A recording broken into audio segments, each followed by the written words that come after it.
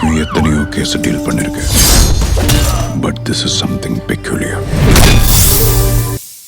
நான் வேற யாருக்கிட்டயாவது வந்து பேசணும். அந்த விஷயமா தான் டாக்டர் கிட்ட பேசிட்டு இருக்கோம். நீங்க போங்க, அவங்க வந்துருவாங்க. எனக்கு நேரம் போக போக ஒரு மாதிரி பயமா இருக்கு. தாத்தாக்கு ஏதாவது ஆயிடுமோன்னு. ஐயோ, ரங்கநாயகி அத்தையே அங்க போறாங்க. இவங்க அப்பாவை பார்த்தா பிரச்சனை ஆயிடுமே.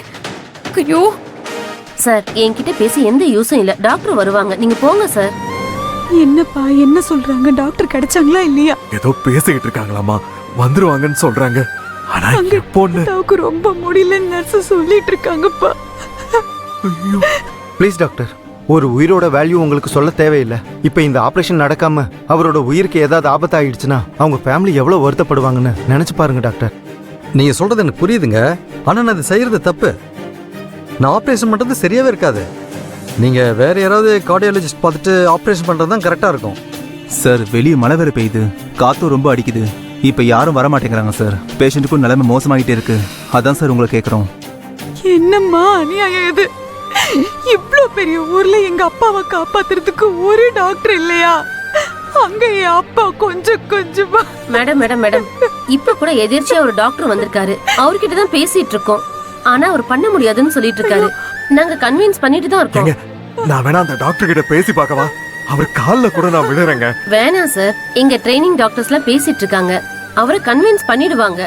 அது மட்டும் இல்லாம நீங்க பதட்டமா இருக்கிறதுனால அந்த டாக்டர் கிட்ட பேசுறது சரியா இருக்காது. டாக்டர்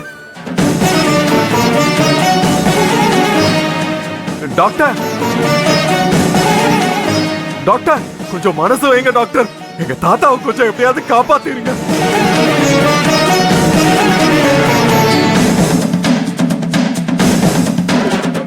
காலையிலே நான் உன்னை பார்த்தேன், ஆனா நீ தப்பிச்சிட்ட. ஆனா இப்போ உன்னை விட மாட்டேன். உன்னை கொன்னுட்டு தான் அந்த இடத்த விட்டு போவேன். என்னைக்கு இருந்தாலும் ஓ சாவு என் கையில தான். யோ, எழுதி வச்சுக்கோ, உன்னை நான் கொல்லாம விட மாட்டேன். கதிர் மாதிரியே இருக்க. ஐயோ, அப்பாவும் கதிரும் பெங்களூர்ல பாத்திருக்காங்களே. ஒருவேளை இப்ப கண்டுபிடிச்சிட்டாங்கன்னா பெரிய பிரச்சனை ஆயிடுமே. எங்க தாத்தாவை மட்டும் காப்பாத்தி கொடுத்துட்டீங்கன்னா காலத்துக்கும் நாங்க நன்றியோட இருப்போம்.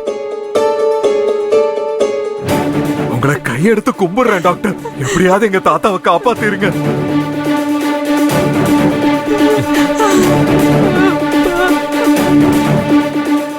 அவங்க தான் டாக்டர் கிட்ட பேசிட்டு இருக்காங்கல்ல, நீங்க எதுக்கு எமோஷனலா கத்திட்டு இருக்கீங்க? நீங்க போங்க. கதிர் நீ வாப்பா. அங்க என்ன ஆச்சுன்னு பயமா இருக்கு. வாப்பா வா.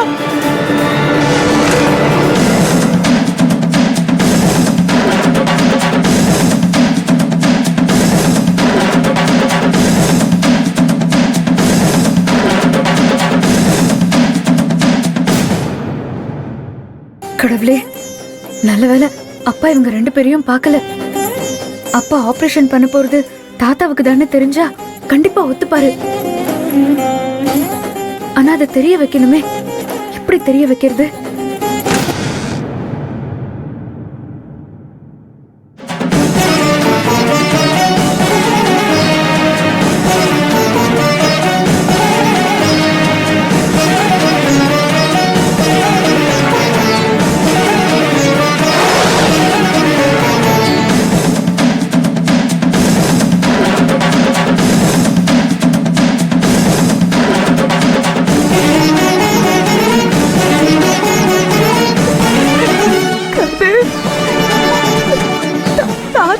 காப்பாற்ற முடியாத போல இருக்கேடா.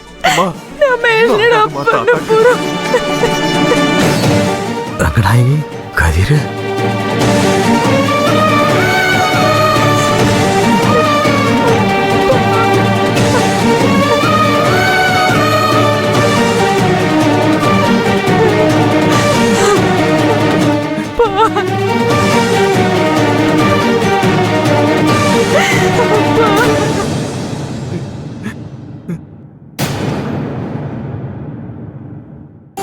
அம்மா தாயே, மனசரங்கிய வேண்டுதலை நீ ஏத்துக்கிட்ட.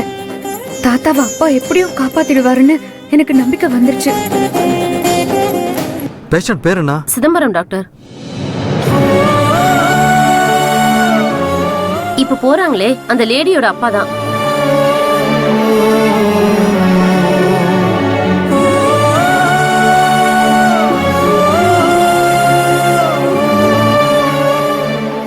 பேஷண்ட்டுக்கு உடனே ஸ்டென்ட் வைக்க ரெடி பண்ணுங்க. அவருடைய மெடிக்கல் டீடைல்ஸ் உடனே கொண்டு வாங்க. நீங்க ஆபரேஷன் தியேட்டர் ரெடி Yes, பண்ணுங்க. sir. நான் ரெடி ஆகிறதுக்குள்ள பேஷண்ட்டை ரெடி பண்ணுங்க. குயிக். Okay doctor.